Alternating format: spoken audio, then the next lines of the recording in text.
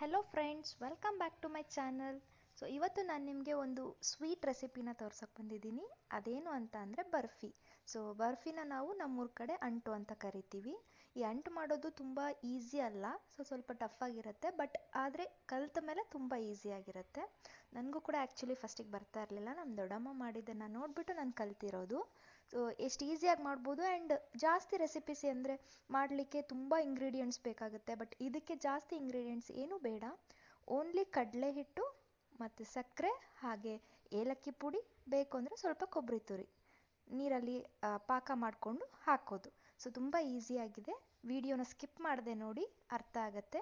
And ನೀವು try ಮಾಡಿ ಹೇಗಿತ್ತು ಅಂತ ಕಮೆಂಟ್ ಮಾಡಿ. ಸ್ಟಾರ್ಟ್ ಮಾಡೋಣ. ಫಸ್ಟ್ ನಾವು ಒಂದು ಪ್ಲೇಟ್ಗೆ ಎಣ್ಣೆನ ಹಾಕ್ಕೋಬೇಕು. ಅದನ್ನ ನಾವು ಎಣ್ಣೆ ಸವರಿ ಇಟ್ಕೋಬೇಕು. ಅದು ಲಾಸ್ಟಲ್ಲಿ ಯೂಸ್ ಮಾಡ್ಕೋಬೇಕು. ಈಗ ಫಸ್ಟು ನಾವು ಪಾಕ ಮಾಡ್ಕೋಬೇಕಾಗತ್ತೆ. ನಾವು ಇವಾಗ ಸಕ್ಕರೆ ಎಷ್ಟು ತೊಗೊಳ್ತೀವೋ ಅಷ್ಟೇ ಪ್ರಮಾಣದಲ್ಲಿ ಕಡಲೆ ಹಿಟ್ಟನ್ನ ತೊಗೋಬೇಕು. ಇಲ್ಲಿ 2 kg ಸಕ್ಕರೆನ ನಾನು ಬಳಸ್ತಾ ಇದ್ದೀನಿ. 2 kg ಸಕ್ಕರೆನ ನೀರು ಅಂದರೆ ಪಾತ್ರೆಯಲ್ಲಿ ನೀರು ಸಕ್ಕರೆನೇ ಮುಳುಗಬೇಕು, ಅಷ್ಟು ಮಾತ್ರ ಹಾಕ್ಕೋಬೇಕು. ಜಾಸ್ತಿ ಹಾಕಬಾರ್ದು. ಯಾಕೆ ಅಂತಂದರೆ ಒಂದೆಳೆ ಪಾಕ ತೊಗೋಬೇಕಷ್ಟೆ ನಾವು. ಜಾಸ್ತಿ ಪಾಕ ಹೆಚ್ಚಾದ್ರೂ ಬರೋದಿಲ್ಲ, ಕಡಿಮೆ ಆದ್ರೂ ಬರೋದಿಲ್ಲ. ಅದಕ್ಕೋಸ್ಕರ ನೋಡ್ತಾ ಇದ್ದೀರಲ್ಲ, ಅಲ್ಲಿ ನೀರು ಹಾಕೋತಾ ಇರೋದು. ಸಕ್ಕರೆ ಮುಳುಗೋಷ್ಟು ಮಾತ್ರ ನೀರು ಹಾಕ್ಕೊಂಡು ಕಲಿಸ್ಬಿಟ್ಟು ಒಲೆ ಮೇಲೆ ಇಡಬೇಕಾಗತ್ತೆ. ಒಲೆ ಮೇಲೆ ಇಟ್ಟು ಸಕ್ಕರೆ ಕರಗೋವರೆಗೂ ನೀಟಾಗಿ ಕಲಿಸ್ಬೇಕು. ಕಲಿಸ್ತಾ ಕಲಿಸ್ತಾ ಕಲಿಸ್ತಾ ಪಾಕ ಬರ್ತಿದ್ದೇನಾ ಅಂತ ನಾವು ಚೆಕ್ ಮಾಡಬೇಕಾಗತ್ತೆ. ನೀವು ಒಂದು 5 ನಿಮಿಷ ಹಾಗೆ ಕಲಿಸ್ತಾ ಇದ್ದರೆ ಒಂದು 10-15 ನಿಮಿಷದಲ್ಲಿ ಪಾಕ ಬರುತ್ತೆ. ನೀವು ಪಾಕ ಬಂದಿದೆ ಅಂತ ಹೇಗೆ ಚೆಕ್ ಮಾಡಬೇಕು ಅಂತಂದರೆ, ಕೈಯಲ್ಲಿ ಸ್ವಲ್ಪ ಹಿಂಗೆ ಮುಟ್ಟಿ ನೋಡಿದ್ರೆ ಗೊತ್ತಾಗುತ್ತೆ ಒಂದೆಳೆ ಪಾಕ ಬಂದಿದ್ದೇನೆ ಅಂತ. ಇಲ್ಲಾಂದರೆ ಒಂದು ಪ್ಲೇಟಲ್ಲಿ ನೀರು ಹಾಕ್ಕೊಳ್ಳಿ. ನೀರು ಹಾಕ್ಕೊಂಡು ಅದರಲ್ಲಿ ಈಗೇನು ಕಲಿಸ್ತಿದ್ದೀರೋ ಅದನ್ನ ಒಂದು ಹನಿ ಹಾಕಿದ್ರೆ ಅದು ನೀರಲ್ಲಿ ಕೆಳಗಡೆ ಹೋಗಿ ಕುತ್ಕೋಬೇಕು ಗಟ್ಟಿಯಾಗಿ. ಆವಾಗ ಪಾಕ ಬಂದಿದೆ ಅಂತ ಅರ್ಥ. ಓಕೆನಾ? ಈಗ ಪಾಕ ಬಂದಮೇಲೆ ಅದನ್ನು ಒಲೆಯಿಂದ ಕೆಳಗೆ ಇಳಿಸ್ಬಿಟ್ಟು ಏಲಕ್ಕಿ ಪುಡಿ ಹಾಕ್ತಾ ಇದ್ದೀನಿ. ಏಲಕ್ಕಿ ಪುಡಿ ಹಾಕಿದ್ಮೇಲೆ ಒಂಚೂರು ನೀರು ಮೇಲ್ಗಡೆ ಸಿಮ್ಮಿಸ್ಬೇಕು. ಈಗ ಕಡಲೆ ಹಿಟ್ಟನ್ನು ಹಾಕ್ತಾ ಹಾಕ್ತಾ ನಾವು ಕಲಿಸ್ಬೇಕಾಗತ್ತೆ. ನಾನು ನಿಮಗೆ ಸ್ಟಾರ್ಟಿಂಗೇ ಹೇಳಿದೆ, ಸಕ್ಕರೆ ಎಷ್ಟಿರುತ್ತೋ ಅಷ್ಟೇ ಕಡಲೆ ಹಿಟ್ಟು ಅಂತ. ಬಟ್ ಅದನ್ನು ಅಷ್ಟು ಒಂದೇ ಸಲನೇ ಹಾಕೋದಲ್ಲ, ಸ್ವಲ್ಪ ಸ್ವಲ್ಪನೇ ಹಾಕ್ತಾ ಹಾಕ್ತಾ ಹೋಗಬೇಕು. ಕಲಿಸ್ತಾ ಕಲಿಸ್ತಾ ಅದು ಗಟ್ಟಿ ಆಗಬೇಕು, ಪಾಕದ ಜೊತೆ ಕೂಡ್ಕೋಬೇಕು ಹಿಟ್ಟು. ನೀವು ಅದು ಕಲಿಸ್ತಾ ಇರುವಾಗಲೇ ಕೊಬ್ಬರಿ ತುರಿದಿಟ್ಕೊಂಡಿದ್ರೆ ಅದನ್ನ ಹಾಕ್ಕೊಳ್ಳಿ, ಇನ್ನೂ ಟೇಸ್ಟಾಗುತ್ತೆ.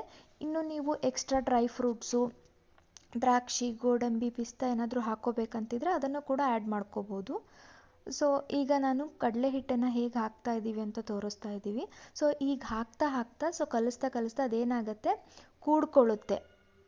ಅಂಟು ಫಾರ್ಮೇಷನ್ ಆಗಬೇಕು ಅಂತ ಅಂದರೆ ನೀಟಾಗಿ ಅದು ಸಕ್ಕರೆ ಪಾಕದಲ್ಲಿ ಕಡಲೆ ಹಿಟ್ಟು ಕೂಡ್ಕೋಬೇಕು. ಅದು ಸ್ಟಾರ್ಟಿಂಗಲ್ಲಿ ನಿಮಗೆ ಗೊತ್ತಾಗಲ್ಲ, ಆಗಿಬಿಟ್ಟಿದೆ ಅಂತ ಅನಿಸುತ್ತೆ. ಬಟ್ ಇನ್ನೂ ಹಿಟ್ಟು ಜಾಸ್ತಿ ಹಿಡಿಯೋ ಚಾನ್ಸಸ್ ಕೂಡ ಇರುತ್ತೆ. ನೀಟಾಗಿ ನೋಡಿಕೊಂಡು ಕಲಿಸ್ಕೊಳ್ಳಿ.